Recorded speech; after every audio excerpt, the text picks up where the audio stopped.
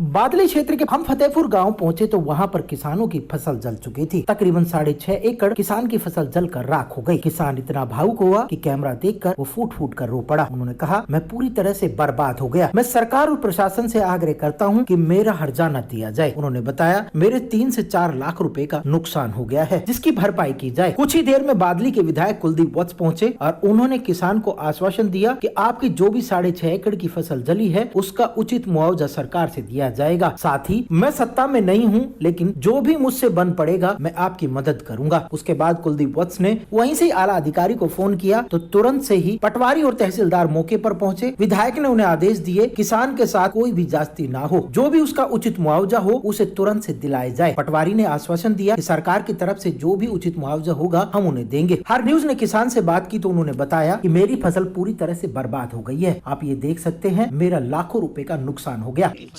4 एकड़ जमीन है जी, मेरी पूरी नष्ट होगी कती। अच्छा जी। मेरा कुछ नहीं रहा, मैं बर्बाद और होगा। अच्छा, ये फसल में आग लगने का मेन कारण क्या है? साहब इसका कोई पता नहीं लगा जी, आग लगने का जी। ये तो खेत के बीच में सब देख रहे हैं जी, किसी ने आग ये लगाई है। अब ये जब पूछी गई है कि आपने आपकी खुद की ज़मीन भी नहीं थी, बटाई पे आप लोगों ने मंदिर की जमीन है, मंदिर की उगाई पे ले रखी है। अच्छा, अब ये देखो जी, जमीन की उजाड़ हुआ वो तो मिलना चाहिए मेरे को। मैंने को उससे वो कुछ नहीं जी, मेरा जो उजाड़ हुआ चाहे 2 लाख का हुआ, जो जाए जो आदमी कह देगा, चाहे 1 लाख का हुआ चाहे 3 लाख का हुआ, मेरे को वो वहीं बादली के विधायक कुलदीप वत्स ने बताया, किसान वैसे ही परेशान हैं, लेकिन किसी वजह से इनकी फसलें जल गई है, उसका मुआवजा दिया जाएगा। मैंने तहसीलदार साहब को मौके पर बुलाया है और पूरा गांव खड़ा है। मैं उन्हें भरोसा दिलाता हूं कि सरकार तो जो मदद करेगी वो ठीक है, लेकिन जो मुझसे मदद होगी मैं अपने भाइयों के साथ खड़ा हूँ। देखिए, बहुत बड़ा नुकसान है और ना यहाँ कोई हाई टेंशन तार है। आज हमारे करीबन 6.5 एकड़ के करीबन का ये लॉस, बहुत बड़ा लॉस है ज़मींदार के लिए, एक गरीब आदमी के लिए। आप समझते हो कि कितना बड़ा लॉस है। ऐसे ही मेरे जैसे फतेहपुर में लगी है रात को, ऐसे ही रात को मेरे गांव सुरहेती में भी 1.5-2 एकड़ की ऐसी जलाई है। न्योड़ा गांव में भी और अपना एरी गांव में भी कई गांव की एक समस्या आई है और ये बड़ी, मैं कहता हूँ, दुखद घटना है। और जो भी ऐसी हरकत करता है वो अच्छी नहीं है और किसान का बड़ा भारी नुकसान है। आज ये पता है आपने कि देश किस स्थिति में चल रहा है और किसान एक ऐसी शक्ति है, एक ऐसी ताकत है जो इस देश को चलाता है। और मैं कहता हूँ चाहे कैसे भी हुई है, या किसने की है, तो ये चीज़ें अच्छी नहीं है। कहते हैं आत्मा से परमात्मा, भगवान तो देखता है, चलो इन्होंने नहीं देखा, भगवान देखता है, पर ये गलत हुआ। हमारे मौके पर तहसीलदार साहब भी आए हैं और हम भी आए हैं। पूर्ण रूप से गवर्नमेंट की तरफ से भी मदद कराएंगे और अपनी तरफ से भी मैं अपने किसान भाइयों की जितनी मेरे से खुद के पर्सनल उससे भी मदद होगी वो भी करेंगे और इनको उचित मुआवजा जो बनता है, तहसीलदार साहब पटवारी भी यहाँ आ रहे हैं और इसका पूरा वो करा के इसका पूरा मुआवजा भी दिलाएंगे। और हम अपने किसान भाइयों के साथ है, जो इस दुख की घड़ी में पूरा गांव भी खड़ा है, पूरा गांव भी साथ है और हम भी, प्रशासन भी साथ है और मैं भी खुद भी इनका बेटा हूँ, इनका भाई हूँ। इनके लिए मैं कोई विधायक नहीं, मेरी परम ड्यूटी बनती है, मेरा कर्तव्य बनता है। मैं इस दुख की घड़ी में अपने इस परिवार के साथ खड़ा हूँ। जितनी मेरे से मदद होगी पूर्ण रूप से मैं पर्सनल भी मदद इनकी करूँगा। वहीं तहसीलदार महोदय ने बताया, हमें बादली के विधायक कुलदीप वत्स का फोन आया था और हम मौके पर पहुंचे हैं। किसान की 6.5 एकड़ फसल जलकर राख हो गई है, उसका मुआवजा दिलाया जाएगा। किसानों की 6.5 एकड़ फसल जलकर राख हो गई है, उसका मुआवजा भी किया है। मुआवजा मिलेगा सरकार? हाँ, हम जल्दी से जल्दी सरकार से मुआवजा दिलाने का जल्दी से जल्दी प्रयास करेंगे। तहसीलदार साहब, बात की जाए, किसान पूरी साल खेत में मेहनत करता है, उसके बावजूद भी हाँ, फसल जल जाती है। बिल्कुल ये किसान के साथ बहुत ही अन्याय है। आँच लगना जो है एक बहुत बड़ा हादसा है। अच्छा, दूसरी बात यह है कि खुद की ज़मीन ना है, ये किसी ने 85,000 कटाई के लिए ले रखी है, तो कहीं ना कहीं डबल कर्जा हो गया है। उसके लिए कोई अलग से प्रावधान आप लोग सरकार अलग से नहीं, सरकार मुआवजा देगी, जो सरकार का रेट है उस हिसाब से इसको पूरा मुआवजा देगी। उसके बाद बादली हलके के विधायक सभी अनाज मंडियों में पहुंचे। सबसे पहले वो मुनीमपुर अनाज मंडी में पहुंचे, जहां पर किसान और आड़तियों ने विधायक के समक्ष कुछ समस्याएं रखी। विधायक ने आला अधिकारी को तुरंत से अवगत कराकर उनका फैसला कराया। उसके बाद बादली के विधायक बादली की अनाज मंडी में पहुंचे। वहां का नजारा देखकर ये लगता है कि मानो किसी स्टेडियम में अनाज मंडी लगी हो। पूरी तरफ रेत ही रेत का अंबार। जो किसान कड़ी मेहनत करके फसल बोता है, रेत की वजह से उनकी पूरी फसल खराब हो गई। लेकिन अधिकारी हो या नेता इस ओर ध्यान ही नहीं देते। बादली के विधायक पहुंचे और तुरंत से उन्होंने आला अधिकारी को अवगत कराया। किसान और आड़ती जो भी परेशान हैं, उनकी समस्याओं का समाधान कराया जाए। किसानों से जब हमने बात की तो उन्होंने बताया कि हमारी पूरी फसलें खरीदी नहीं जा रही। जो फसलें खरीदी जा रही है अपनी मन मर्जी से खरीदी गई। हमारी जो भी फसलें हैं उसे पूरी खरीदा जाए। क्या समस्या है?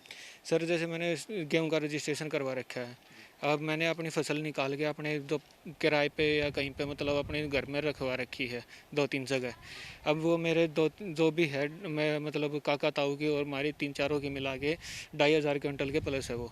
और हम मतलब किसी तरह मान लो आज हमारा तीनों का एक साथ नंबर आ गया।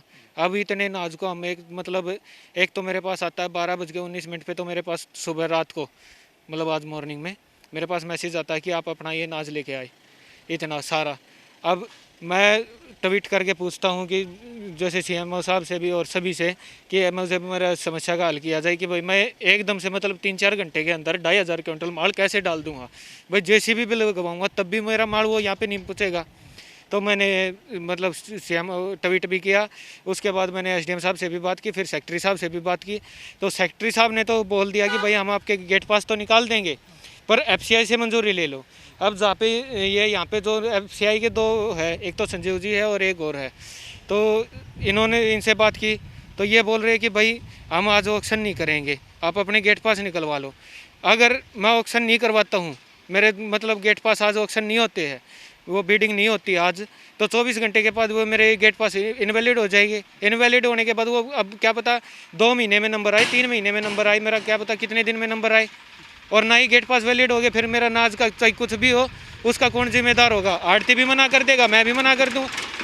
बस गवर्नमेंट वैसे तो हाथ उठा रखी है, अब ना कोई मदद के लिए आ रहा है ना और कुछ। उसके बाद बादली के विधायक कुलदीप वत्स ढाकला अनाज मंडी में पहुंचे। वहां पर भी हालात ज्यों के त्यों बने हुए थे। किसान त्राही त्राही कर रहा था। ये अन्नदाता प्रशासन और सरकार से हाथ जोड़कर गुजारिश कर रहा था, हमारी फसलें खरीदी जाए, हमें पैसे भी दिए जाएं। उसके बाद बादली के विधायक कुलदीप वत्स ने मीडिया को संबोधित करते हुए बताया, सरकार जो झूठा दिखावा करती है, किसानों और आड़ती पूरी तरह से परेशान है। साथ ही उन्होंने दुष्यंत चौटाला पर भी कड़ा प्रहार करते हुए कहा, दुष्यंत चौटाला वैसे तो अपने आप को देवीलाल का पोता बताते हैं। देवीलाल और सर छोटू राम जो बड़े किसान नेता थे, लेकिन उन्होंने उनका नाम भी खराब कर दिया। वैसे तो वो बड़े बड़े भाषण देते हैं कि खुद ट्रैक्टर लेकर मैं किसानों का एक एक दाना खरीदूंगा, लेकिन टीवी पर इंटरव्यू देने से ये काम नहीं चलता जनाब। दूसरा दौर है अनाज मंडियों का, किसान काफ़ी परेशान है। और जो अगर हरियाणा सरकार की पॉलिसी की बात करें, उसी तरह से पूरी तरह से वो जो चीज़ उनको बोली गई थी वो नहीं हो पा रही। इसके बारे में देखिए, मैं लगातार मंडियों में डेली आ रहा हूँ तकरीबन, और किसान भाइयों की भी बड़ी गंभीर समस्या आई है सामने, और आड़तियों की भी समस्या आई है। कारण सबसे बड़ा जो इस कोरोना की वजह से एक जगह जगह जो मंडियाँ बनी, इससे किसानों को परेशानियाँ ज़्यादा हुई। दूसरा जो सबसे मेन समस्या है, आज किसान भाइयों के पास जो ऑनलाइन सिस्टम फेल हुआ, किसी ने ऑनलाइन कर रखी है, किसी की 40 एकड़ ऑनलाइन कर रखी है तो 12 एकड़ आ रही है, किसी भाई के ऑनलाइन 10 एकड़ है तो 2 एकड़ आ रही है, तो वो समस्या गंभीर है। और मंडियों में व्यवस्था, आज बादली में आप देखा आपने, धूल मिट्टी उड़ रही है, किसान परेशान है। तो किसानों की समस्या वाजिब है, और आड़ती भाइयों ने भी अपनी समस्या जो रखी है वो जायज़ मांग उनकी भी है। तो मैं गवर्नमेंट से, हम चीफ मिनिस्टर साहब से भी मांग करते हैं, और मैं बात भी करूँगा, और कृषि मंत्री से उस दिन भी हमने बात करी थी कि भाई जो परेशानी आ रही है, आज एक एक आड़ती परेशान है, जमींदार परेशान है, आपके पास लेबर नहीं है, आपके पास बारदाना नहीं है। अब ढाकला मंडी में करीबन 12,000 कुंटल सरसों ऐसे की ऐसी पड़ी है, उसकी लिफ्टिंग नहीं है, यहाँ जगह नहीं है। किसान को टोकन, अब चलो आज ये इन्होंने अच्छा कर दिया कि भाई टोकन एक साथ दे रहे हैं, उससे कुछ तो किसान की समस्या का समाधान होता है। और ना किसान का 200 क्विंटल है तो उसको टोकन मिल गया 20 क्विंटल का, एकदम तो 200 एकड़ एकदम मतलब बड़ी परेशानियाँ थी। तो किसान बहुत भारी परेशानी में है और गवर्नमेंट से मैं यही रिक्वेस्ट करता हूँ मुख्यमंत्री कृषि मंत्री से कि भाई इनकी परेशानी को समझें, क्योंकि इस प्रदेश का किसान अगर जिंदा है तो ये प्रदेश जिंदा है। अगर किसान के साथ अगर अत्याचार होता है और किसान मर गया तो प्रदेश भी मर जाएगा। तो आज एक एक दाना किसान का मिट्टी में मिला पड़ा है, तो हमने किसान के बारे में सोचना पड़ेगा। और किसान का जो ऑनलाइन सिस्टम है, मैं फिर ये कह रहा हूँ, हर बार कह रहा हूँ, अब की बार ऑनलाइन सिस्टम को ख़त्म करके, क्योंकि सारे बॉर्डर सील है, हरियाणा के बॉर्डर सील है, बाहर से कोई अनाज आने वाला नहीं है। तो मैं ये मांग करता हूँ कि भाई एक बार इनके जो एक एक दाना इनका खरीदा जाए, क्योंकि अब ऑनलाइन सिस्टम की वजह से दिक्कत है। तो अब की बार इनको छूट दी जाए और इनको ऑनलाइन के बारे में बताया भी जाए। अब की बार इनको छूट देके किसान का एक एक दाना, चाहे गेहूं का है चाहे सरसों का है, वो ख़रीदा जाए, क्योंकि किसान आज परेशान है।